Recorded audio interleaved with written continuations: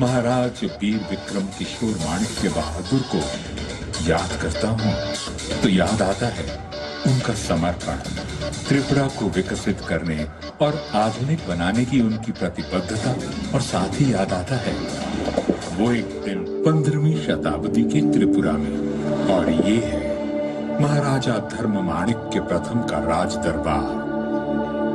महाराज ने आज एक खास वजह से अपने चीनतई दुर्लभ भिंड को बुलवाया है। ब्राह्मण श्रेष्ठ, आप केवल शास्त्रों के ही ज्ञाता नहीं, आपको हमारे राजवंश का संपूर्ण इतिहास भी कंठस्थ है। मेरी इच्छा है कि आप सरल भाषा में वो कथा हमें सुनाएं और हमारे राज कवि बाणेश्वर और शुक्रेश्वर उसे ग्रंथ का स्वरूप दें। हे धर्मावतार, आपकी ये इच्छा श्रेयस्कर है, इसलिए मैं इसे अवश्य पूरी करूंगा।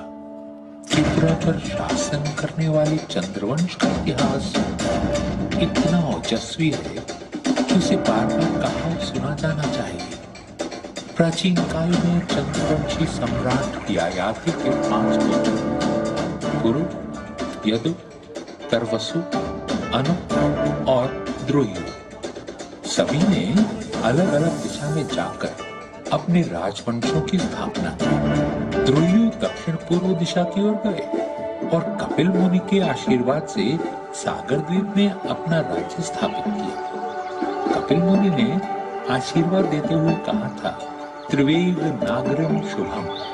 महाराज द्रोयु के 27वें वंशज पूर्व दिशा की ओर गए, जहां उन्होंने किरातों को परास्त किया। वहीं ब्रह्मपुत्र और कपिला नदी के संगम पर एक नया नगर बसाया गया जिसका नाम त्रिवेग था। त्रिपुरा केवल एक शब्द नहीं, कृपा है शिव और शक्ति की। पीठमाला तंत्र में स्वयं महादेव ने ये घोषणा की है कि धरती पर जहां भी माता सती के अंग गिरे वहीं शक्तिपीठ की स्थापना हुई। उसी ग्रंथ में संकलित एक श्लोक में कहा गया है, त्रिपुरा में देवी का दाहिना पैर गिरा।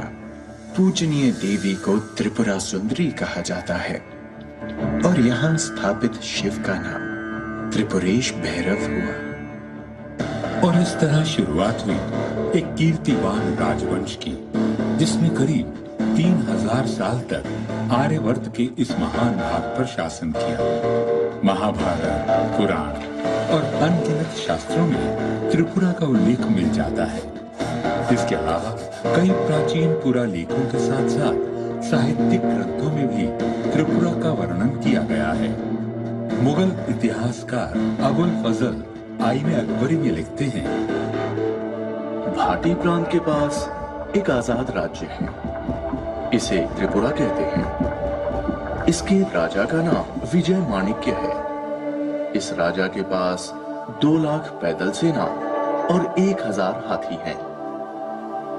त्रिपुरा के इतिहास से तो आप परिचित हो गए, अब इस कथा के सूत्रधार से भी मिल लीजिए। शुभ्र कांति, उज्जवल मुख, उन्नत गुंबद, राजसी छप, सारा विश्व मुझे सम्मान से उज्जयंत महल कहकर पुकारता है।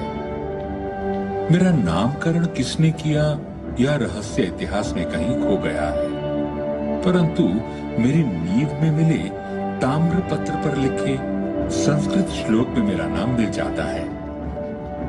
1857 के भूकंप में अगरतला का राजमहल भी बुरी तरह से क्षतिग्रस्त हुआ। तब महाराजा राधा किशोर माणिक्य ने 1901 में मेरा निर्माण करवाया।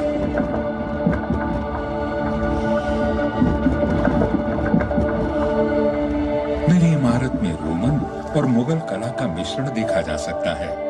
अपने 2 तालाबों और दोनों तरफ बने खूबसूरत फूलों के बागों के साथ मैं आगंतुकों का स्वागत करता हूँ।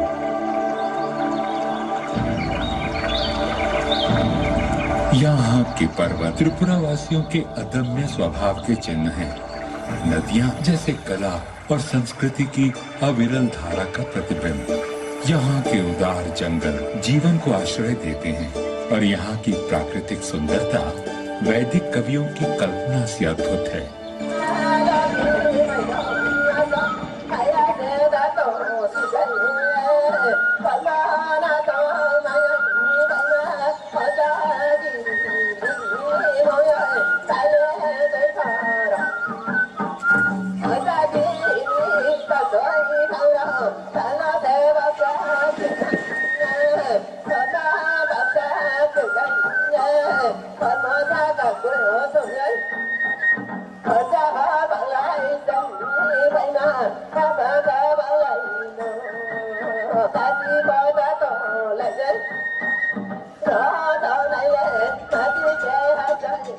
त्रिपुरा राज्य के शाही प्रतीक पर उकेरा गया संस्कृत वाक्यांश यहाँ के वीरों का उद्घोष भी है और प्रेरणा भी। किल विदुर वीरता सार्मिकम, वीरता से अधिक आवश्यक और कुछ भी नहीं। ऐसे महान आदर्श वाले वीरों की भूमि पर शिव और शक्ति परोक्ष रूप में बसते हैं, तो धर्म यहाँ के नरेशों के रूप में प्रत्यक्ष अवतार लेता रहा। यहाँ 184 शूरवीर धर्मावतार राजाओं ने राज किया। वे संघर्ष के लिए सदा प्रस्तुत रहे और बलिदान के लिए सदैव तत्पर। त्रिपुरा के प्रथम नरेश से लेकर अंतिम शासक ने अपना सर्वस्व देकर इस परंपरा का निर्वाह किया। इस राजवंश के अंतिम प्रजापालक महाराज वीर विक्रम किशोर माणिक्य बहादुर को याद करता हूँ तो याद आता है उनका समर्पण, त्रिपुरा को विकसित करने और आधुनिक बनाने की उनकी प्रतिबद्धता, और साथ ही याद आता है वो एक दिन जब नियति ने हमसे विश्वासघात किया। मई 1947। भारत की स्वतंत्रता अब केवल 3 महीने की दूरी पर थी। भारी अनिश्चितता का समय था। देश की तरह ही राज्य में भी विघटनकारी शक्तियां सर उठा रही थीं, परंतु महाराज का आश्रय था, सो जनता निश्चित थी। अपने कर्तव्य के प्रति सजग महाराज वीर विक्रम हर गतिविधि पर नजर रखे थे, पर इस बीच रोग ने उन्हें आ घेरा। देखते ही देखते उनकी तबीयत बिगड़ने लगी। अफरा तफरी में कोलकाता के प्रसिद्ध डॉक्टर को बुलवाया गया। महाराज की सांसें उखड़ने लगी थीं। उन्होंने कमरे में लगे भगवान शिव के चित्र को देखा। भूपाल और भगवान के बीच जैसे एक मूक संवाद हुआ। हे महादेव, 15 साल की आयु में जब मुझे धर्मासन पर बैठाया गया था, तब से अब तक एक पल भी ऐसा नहीं बीता जब मैंने त्रिपुरा के उत्थान के बारे में ना सोचा हो। यह दायित्व ही तो मेरे जीवन का आधार बिंदु है। आज जब मेरी प्रजा को मेरी सबसे ज्यादा जरूरत है, तो क्या मुझे प्रयास करने का अवसर भी नहीं देंगे प्रभु? मन पर ये बोझ लिए 17 मई 1947 के दिन महाराज का देहांत हो गया। धर्म का पार्थिव स्वरूप लुप्त होते ही अधर्म का तमस बढ़ने लगा। जो बात पहले दबी जबान में कही जा रही थी, वो अब सड़कों पर गुर्राते नारों में सुनाई देने लगी। पाकिस्तान जिंदाबाद, लड़के लेंगे हिंदुस्तान। पाकिस्तान जिंदाबाद, लड़के लेंगे हिंदुस्तान। राज्य का अस्तित्व दांव पर लगा था और भय था हजारों वर्षों से सहेजी हुई परंपरा और संस्कृति के विलुप्त हो जाने का। परंतु ऐसी चुनौतियां त्रिपुरा के लिए नई कहां थीं? काल की परिक्रमा के लिए निकलता हूं तो 13वीं सदी पर आकर रुक जाता हूं।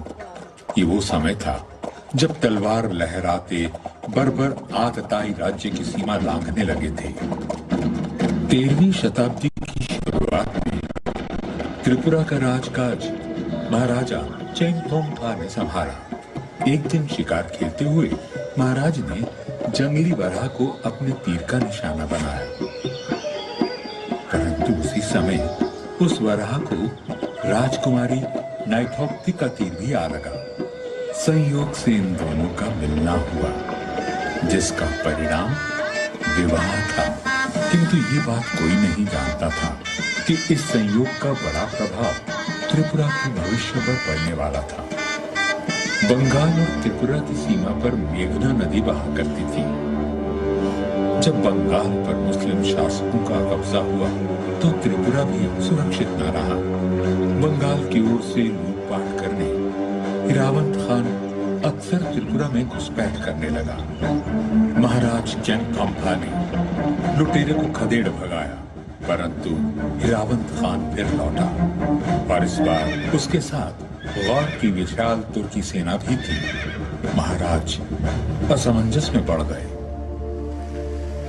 महाराज, आप यहाँ एकांत में? बाहर सभी सेनाध्यक्ष आपकी राह देख रहे हैं। सेना अध्यक्षों से मिलकर कहूंगा क्या महारानी? हिरावंत खान की सेना से टक्कर लेना आत्मघात है। समर्पण से तो मृत्यु उत्तम है। आप समझ नहीं रही हैं महारानी। सुबह से मेरी आंख भड़क रही है। ये शुभ संकेत नहीं है। धर्मावतार, जब शत्रु द्वार तक आ पहुंचे तो वीर पुरुष की भुजाएं फड़कती है। यदि आपको अनिश्चय ने स्तब्ध कर दिया है तो हिरावंत खान का मुकाबला मैं करूंगी। और महारानी ने ऐसा ही किया। विकराल गज पर सवार महारानी नैथोक्ति क्रुद्ध माता त्रिपुरा सुंदरी का रूप लग रही थी। उनका हाथी ऐसे गरजता था मानो इंद्र के ऐरावत को चुनौती दे रहा। महारानी की चीत्कार ने त्रिपुरा की सेना को और अधिक प्रोत्साहित किया और अपने पराक्रम से त्रिपुरा के वीरों ने अपने राज्य की रक्षा की। 1240 में हुए इस युद्ध में त्रिपुरा की जीत हुई और महारानी त्रिपुरा सुंदरी के नाम से प्रख्यात हुई। परंतु यह समर आने वाले विकट समय की चेतावनी बनकर आया था। 15वीं सदी के अंत में महाराज धन्य माणिक्य का उदय हुआ, जो उतना ही नाटकीय था जितना चंद्रगुप्त मौर्य द्वारा राज्य प्राप्त करना। षड्यंत्रकारी सभासदों और सेनापतियों का वध कर उन्होंने अपना अधिकार पाया। महाराज धन्य माणिक्य का सामना बार बार बंगाल के सुल्तान हुसैन शाह से हुआ। अपनी सामरिक सूझबूझ और छापामार युद्ध पद्धति के चलते वे हमेशा हुसैन शाह पर भारी पड़े और उन्होंने बंगाल का काफी हिस्सा भी अपने अधीन कर लिया। एक युद्ध में तो इनके सैनिक हुसैन शाह की एक तोप को भी उठाकर अपने साथ त्रिपुरा ले आए। महाराज धन्य माणिक्य ने कई युद्ध अभियान चलाए। एक और कुकियों के किले पर अद्भुत तरीके से चढ़ाई कर उन्हें हराया और बर्मा तक अपने राज्य को फैला दिया, तो दूसरी तरफ आरकान को जीतने के लिए सतत प्रयास किया। महाराज के विश्वास पात्र सेनापति राय कचार और उनके छोटे भाई राय कौसुम उनके अभेद कवच और प्रमुख शस्त्र थे। दोनों ही प्रखर वीरों ने कई युद्धों को जीतने में अहम भूमिका निभाई। पराक्रम के साथ साथ महाराज धन्य माणिक्य में रचनात्मक ऊर्जा भी कूट कूट कर भरी थी। उनके राज में सीमाओं के विस्तार के साथ साथ कला का भी प्रसार हुआ। उनके द्वारा बनवाए गए चतुर्दश देवता मंदिर, माँ त्रिपुरा सुंदरी मंदिर और भैरव मंदिर इस बात को सिद्ध करते हैं। महाराज धन्य माणिक्य ने अपने मानवतावादी पक्ष से परिचित करवाते हुए ये संदेश दिया कि वीरता केवल शत्रु का सामना करने में नहीं, जन कल्याण में बाधक बन चुकी हानिकारक परंपराओं को चुनौती देने में भी है। महाराज, बलि देना तो अति आवश्यक है। देवी देवता प्रसन्न होंगे तभी तो राज्य समृद्ध होगा और आपके यश में वृद्धि होगी। मैं आप सभी पुरोहितों का आदर करता हूँ, परंतु हर वर्ष हजारों निर्दोष पशुओं और युवकों का रक्त बहाने से मिलने वाले यश से मुझे अपयश प्रिय है। आप तो धर्मावतार हैं। आप धर्म विरोधी बातें क्यों कर रहे हैं? मेरा धर्म मुझे दया और सत्य आचरण सिखाता है। अपने मंदिरों में लगे शिल्पकारों को मैंने सदा उनके श्रम का सही दाम दिया है। हाँ, यदि चाहता तो धर्म के नाम पर और बल प्रयोग कर उनसे निःशुल्क काम करवाता, तब मुझ में और यवनों में क्या अंतर रह जाता। मेरे लिए धर्म वही है जिसमें सबका कल्याण हो। इसलिए यह आदेश है मेरा कि अब से निर्दोष युवकों की बलि नहीं होगी। महाराज धन्य माणिक्य ने अपने व्यक्तित्व और कृतित्व से अपने बाद आने वाले राजपुरुषों को सदा ही प्रेरित किया। 17वीं सदी में राजपद पर नियुक्त हुए महाराज गोविंद माणिक्य ने तो अपनी अहिंसावादी और दयालु प्रवृत्ति के कारण अपना राजपाट तक गवा दिया। वे जंगलों में भटके, फिर भी कभी सतपथ को नहीं त्यागा। 1660 ईस्वी में महाराज गोविंद माणिक्य आरकान में निवास कर रहे थे। आपसी संघर्ष के चलते उन्हें अपना राज्य छोड़ना पड़ा था। उन्हें खोजते हुए मुगल शहजादा शुजा आरकान पहुंचे और उनसे सहायता मांगी और उन्होंने आश्रयदाता का धर्म निर्भय होकर निभाया। इस बात की खबर शुजा के भाई औरंगजेब तक भी पहुंच गई। शुजा को क्या लगता है वो त्रिपुरा में जा छिपेगा तो मेरी शमशीर से बच जाएगा? त्रिपुरा के राजा के नाम एक शाही फरमान जारी करो और उन्हें कड़े लफ्जों में समझा दो कि मुगलिया सल्तनत से बेअदबी करने का क्या अंजाम होता है। एलची को फौरन से पेशतर रवाना किया जाए। औरंगजेब का चेतावनी भरा फरमान अब आरकान की तरफ रुख कर गया था। तो क्या धमकी दी है हमारे भाई ने? कहलवाया है कि मुझे उम्मीद है कि आप शुजा को गिरफ्तार कर लेंगे और अपने फौजियों की निगरानी में उसे मेरे पास एहतियात से भिजवा देंगे ताकि हमारी पुरानी दोस्ती बनी रहे। हमारा हुक्म ना मानने का अंजाम हमारे रिश्ते के लिए अच्छा ना होगा। अब आप क्या करेंगे महाराज? अपने सिद्धांतों के लिए मैंने राजसी सुख का भी परित्याग कर दिया। शरणागत का धर्म में अपने प्राण देकर भी निभाऊंगा। आप जब तक हमारे पास रहेंगे सुरक्षित रहेंगे। अपने इन्हीं विचारों के चलते महाराज गोविंद माणिक्य राज ऋषि कहलाए। उन्होंने त्रिपुरा की सत्ता फिर प्राप्त की और एक कल्याणकारी राजतंत्र स्थापित किया। माणिक्य नरेशों ने हमेशा प्रजाहित की राजनीति की, पर जब उन पर युद्ध थोपे गए तो उन्होंने अद्वितीय पराक्रम भी दिखाया। महाराज देव माणिक्य, विजय माणिक्य, अमर माणिक्य, राजधर माणिक्य, यशोधर माणिक्य और कल्याण माणिक्य जैसे बलिदानपति राजाओं ने बड़ी से बड़ी विपत्ति में भी अपनी जनता को आश्रयहीन नहीं किया। महाराज कृष्ण माणिक्य का शमशेर गाजी से लंबा संघर्ष चला। अपनी प्रजा को शांति और समृद्धि प्रदान करने के लिए 1760 में महाराज ने उदयपुर की जगह पुराने अगरतला को अपनी राजधानी बनाया, परंतु शांति कुछ ही समय के लिए मिल पाई। अंग्रेजों के पांव भारत में पड़ चुके थे। 1761 से त्रिपुरा और ईस्ट इंडिया कंपनी में संघर्ष शुरू हुआ। युद्ध के मैदान में महाराज कृष्ण माणिक्य का पलड़ा हमेशा भारी रहा, परंतु अपनी कूटनीति से अंग्रेज अपनी पकड़ मजबूत करते गए। समय तेजी से बदला, मुगलों का पतन हुआ और अब सत्ता अंग्रेजों के हाथ में चली गई। इस परिवर्तन के बाद भी माणिक्य अपना कर्तव्य निभाते रहे। 1838 में महाराज कृष्ण किशोर माणिक्य ने वर्तमान अगरतला की नींव रखी।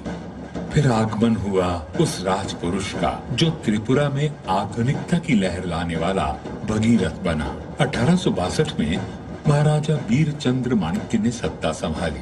अब निरर्थक युद्ध बंद हो चुके थे और प्रगतिशील विचारों से त्रिपुरा की रूपरेखा बदलने लगी थी। अपने सतपथ गामी पूर्वजों की तरह ही महाराजा वीरचंद्र माणिक्य ने सामाजिक कुरीतियों पर घात किया। सती प्रथा बंद हुई, दास प्रथा से त्रिपुरा को मुक्ति मिली। जहां एक ओर सामाजिक सुधार हो रहे थे, वहीं नई व्यवस्थाओं का गठन भी हो रहा था। महाराज का सबसे बड़ा योगदान कला के प्रोत्साहक के रूप में रहा। वे वास्तव में संगीत, साहित्य, लोक साहित्य और फोटोग्राफी के पारखी थे। महाराजा वीरचंद्र की फोटो कला इतनी व्यापक रूप से लोकप्रिय हुई कि अमेरिका की फोटोग्राफिक पत्रिका प्रैक्टिकल फोटोग्राफर ने अपने एक अंक में महाराजा की सचित्र जीवनी प्रकाशित की। महाराज नए नए प्रयोग करने के लिए विख्यात थे। उन्होंने अपने ही कैमरे से खुद अपनी और महारानी की तस्वीरें ली। ये इतिहास की पहली सेल्फी थी। विविध कलाओं को संरक्षण देने के साथ साथ वे स्वयं एक प्रवीण संगीतज्ञ और कवि थे। महाराजा पेंटिंग में भी माहिर थे। उन्होंने अपने पूर्वज राजाओं के चित्र बनाने के लिए एक फ्रांसीसी कलाकार को नियुक्त किया। उनकी कल्पना और प्रतिभा की कोई सीमा नहीं थी। 1857 के गदर के बाद जब अवध का पतन हुआ, तब महाराज ही थे जिन्होंने आश्रयहीन कलाकारों को अपने दरबार में स्थान दिया। उनके दरबार के नवरत्नों में देश भर से आए कलाविद शामिल थे और जल्द ही वे भारत के महानतम कवि के संपर्क में भी आए। अपनी जीवन संगनी महारानी भानुमती देवी की अकस्मात मृत्यु से संतापित महाराज को शोक सागर से उबारा एक युवा कवि द्वारा रचित कविता भग्नो हृदय ने उस प्रतिभावान परंतु अनजान कवि का नाम था रविंद्रनाथ टैगोर। इस घटना के बाद से त्रिपुरा के राज परिवार और टैगोर में एक अटूट संबंध बन गया। टैगोर ने महाराज की सहायता से त्रिपुरा के इतिहास का अध्ययन किया और उसे अपनी अमर कृतियों राजऋषि, विसर्जन और मुकुट में स्थान दिया। महाराजा वीरचंद्र माणिक्य के बाद महाराजा राधा किशोर माणिक्य से भी टैगोर के घनिष्ठ संबंध रहे। त्रिपुरा के राज परिवार ने भी शांति निकेतन और अन्य सुधार कार्यों में टैगोर को आर्थिक और नैतिक समर्थन देकर अपनी मित्रता निभाई। ब्रिटिश राज त्रिपुरा के लिए शांति का काल रहा, परंतु जब जब पराक्रम दिखाने का अवसर आया, त्रिपुरा के रणबांकुरों ने अपनी वीरता से विजयश्री और प्रशंसा बटोरी। द्वितीय विश्व युद्ध के समय जब जापानी फौज भारत की ओर अग्रसर थी, तब त्रिपुरा ने बर्मा में हो रहे युद्ध के लिए अपनी सेना भेजी और भारत पर जापानी आक्रमण को रोकने में एक महत्वपूर्ण सैन्य भूमिका निभाई। महाराजा वीर विक्रम द्वारा तैयार की गई फर्स्ट त्रिपुरा राइफल्स ने जापानी अतिक्रमण को कुचल कर रख दिया। अंग्रेज अफसरों से सम्मान और प्रशंसा पाकर त्रिपुरा के वीरों ने मातृभूमि को गौरव प्रदान किया। उच्च आदर्शों और महान नरेशों वाला माणिक्य राजवंश कभी भी अपने राजधर्म से विमुख नहीं हुआ, परंतु हर उज्जवल सूर्य अपनी यात्रा पूरी कर अस्त हो ही जाता है। भारत की आजादी से 3 महीने पहले महाराज वीर विक्रम किशोर माणिक्य बहादुर का निधन त्रिपुरा के लिए प्रलय के समान था। उनके बाद उनके 14 वर्षीय पुत्र महाराजा किरीट विक्रमा किशोर माणिक्य को त्रिपुरा का राजा घोषित किया गया और शासन की बागडोर उनकी माता महारानी कंचन प्रभा महादेवी ने संभाली। परंतु महाराज वीर विक्रम की मृत्यु के बाद एक दिन ऐसा नहीं बीता जब राज्य में दंगा फसाद ना हुआ हो। यदि महाराजा वीर विक्रम 3 महीने और जीवित रहते तो वे मुस्लिम लीग के डायरेक्ट एक्शन से होने वाले विध्वंस को रोक सकते थे। त्रिपुरा की सरकार अराजकता की ओर बढ़ रही थी। हर तरफ मारकाट मची थी और उस पर त्रिपुरा पर पाकिस्तान का कब्जा होने का खतरा अलग से था। इस घोर निराशा के काल में एक बार फिर नारी शक्ति ने राज्य की रक्षा की। 13वीं सदी में महारानी त्रिपुरा सुंदरी ने दुश्मन से लोहा लेने के लिए तलवार उठाई थी। अब वर्षों बाद क्षत्राणी कंचन प्रभा महादेवी ने महत्वपूर्ण निर्णय लेकर अपने राज्य को सुरक्षित किया। त्रिपुरा के कई महान सपूतों ने अपनी मातृभूमि को बचाने के लिए आंदोलन किया और महारानी की शक्ति बढ़ाई। महारानी ने तत्कालीन केंद्रीय गृह मंत्री श्री वल्लभ भाई पटेल को त्रिपुरा के हालात से अवगत कराया। बाद में महारानी खुद नई दिल्ली में केंद्रीय गृह मंत्री पटेल के साथ इस मुद्दे पर चर्चा करने गईं। अतिरिक्त बलों को त्रिपुरा भेजा गया और राज्य की स्थिति में सुधार हुआ। 9 सितंबर 1949 को त्रिपुरा विलय समझौते पर महारानी ने हस्ताक्षर किए, जिसके परिणाम स्वरूप त्रिपुरा भारत का पार्ट सी राज्य बन गया। माणिक्य राजवंश का गौरवशाली राज्य काल पूर्ण हुआ और त्रिपुरा एक उज्जवल भविष्य की ओर बढ़ चला। आज त्रिपुरा भारत का बेशक तीसरा सबसे छोटा राज्य है, परंतु इसकी परिधि में हजारों वर्षों का प्रेरणादायक इतिहास है, उत्कृष्ट कला है, विस्तृत ज्ञान है और संजोई हुई धरोहर है भारत की संस्कृति की। त्रिपुरा का श्रेष्ठ संसाधन उसके नागरिक हैं, जिन्हें विरासत में वो गुण मिले हैं जो इस राज्य को निरंतर चरमोत्कर्ष की ओर ले जा रहे हैं। यहाँ बच्चों को बुनियादी शिक्षा मुफ्त दी जाती है और साक्षरता में त्रिपुरा देश के कई राज्यों से काफी आगे है। जहाँ एक और इस प्रदेश में प्राकृतिक संसाधनों का अमूल्य भंडार है, वहीं यहाँ के मंदिर, महल और प्राकृतिक सौंदर्य हर वर्ष अनगिनत पर्यटकों को अपनी ओर आकर्षित करते हैं। त्रिपुरा नाम की गागर में संभावनाओं का असीम सागर है। किल विदुर वीरता सार में कम का आदर्श अपने दिल में लिए कर्मठ त्रिपुरावासी अपने राज्य को देश का गौरव बनाने के लिए सतत प्रयासरत हैं। सबकी मंशा बस यही है, ओजस्वी त्रिपुरा, तेजस्वी त्रिपुरा, उज्जयंत त्रिपुरा की युग युगांतर तक जय हो।